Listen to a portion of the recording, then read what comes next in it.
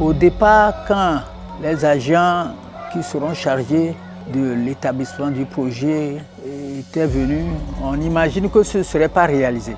Mais chemin faisant, on voit qu'ils sont venus, ils ont commencé. Le niveau que le travail a aujourd'hui, on sait qu'ils sont arrivés presque à bout. Actuellement, nous sommes vraiment ravis.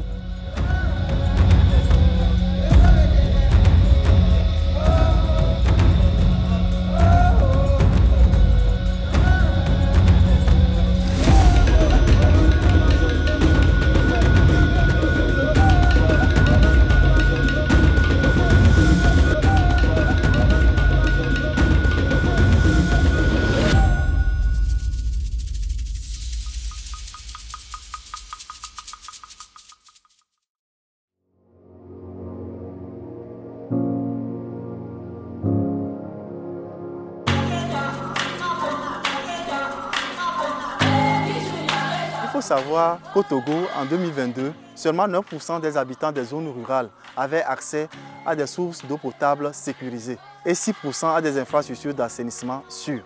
L'eau et l'assainissement vont de pair. Comme il faut 2 jambes pour marcher, on ne peut pas envisager de sources d'eau potable sans assainissement adéquat.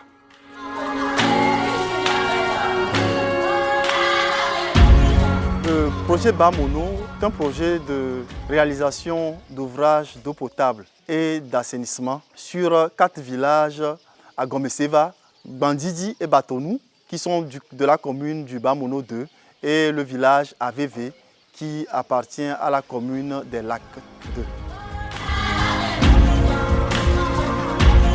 L'association Hydraulique Sans Frontières nous a confié la réalisation d'un château d'eau de capacité 80 mètres cubes. Et nous avons aussi en charge la canalisation de conduite en PHD sur une longueur totale de 13 km pour alimenter les bornes fontaines. Donc nous avons aussi en charge la réalisation de 23 bornes fontaines et 14 branchements privés.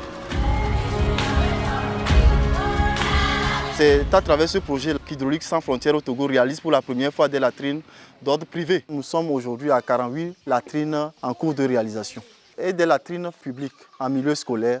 Les latrines VIP, c'est des latrines à double fosse où 2 cabines utilisent une fosse de défécation. Donc c'est un système qui alterne les fosses. Quand une fosse est remplie, on bouche la fosse et on ouvre l'autre trou de défécation.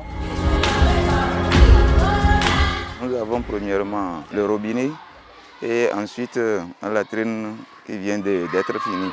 Avant, les enfants rentraient et ils allaient au bord du fleuve avant de puiser l'eau. Maintenant, les enfants ne sortent plus de l'école. C'est un avantage pour nous. Au niveau de l'entretien, nous allons monter des équipes. Hebdomadairement, les enfants viendront nettoyer les latrines.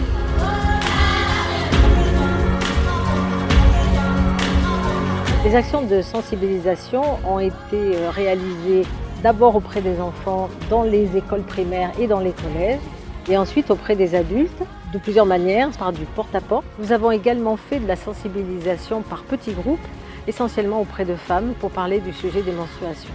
Et des actions de sensibilisation de masse qui ont été assurées par un groupe folklorique qui est intervenu dans chacun des villages. Il est vraiment très important pendant la sensibilisation d'arriver à obtenir l'adhésion de la population. On sait que si on n'arrive pas à avoir cette adhésion, le risque c'est de remettre en cause la pérennité du projet. Nous avons rencontré plusieurs difficultés dans le déroulement de ce projet. La première difficulté a porté sur l'assainissement. Nous avons eu affaire à 2 entreprises dont les compétences étaient malheureusement très limitées.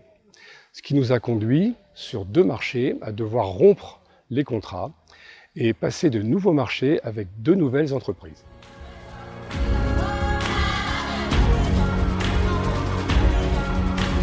Avant, les enfants tombaient malades à cause de l'eau du mono. Là, quand ils prennent ça, ils ont les maux de ventre, la diarrhée, etc. Mais cette année, on a pu vivre ça. Et ça change aussi la mentalité des enfants chez moi. Quand tu déposes l'eau du mono, là, ils refusent de les prendre.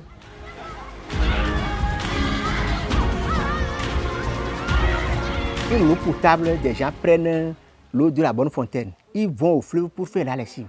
C'est une bonne chose que vous nous avez apportée.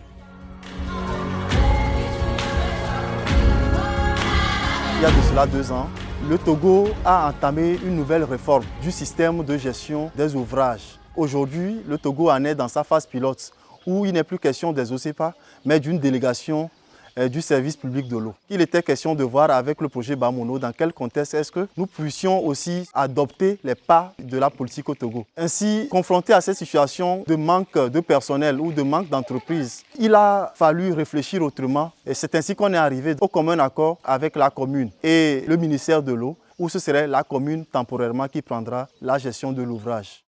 La gestion financière de ce réseau est assurée aujourd'hui par la commune de Bamono 2. Cette commune est dotée d'un agent d'exploitation qui a été formé par la TDE et qu'HSF a approvisionné en matériel.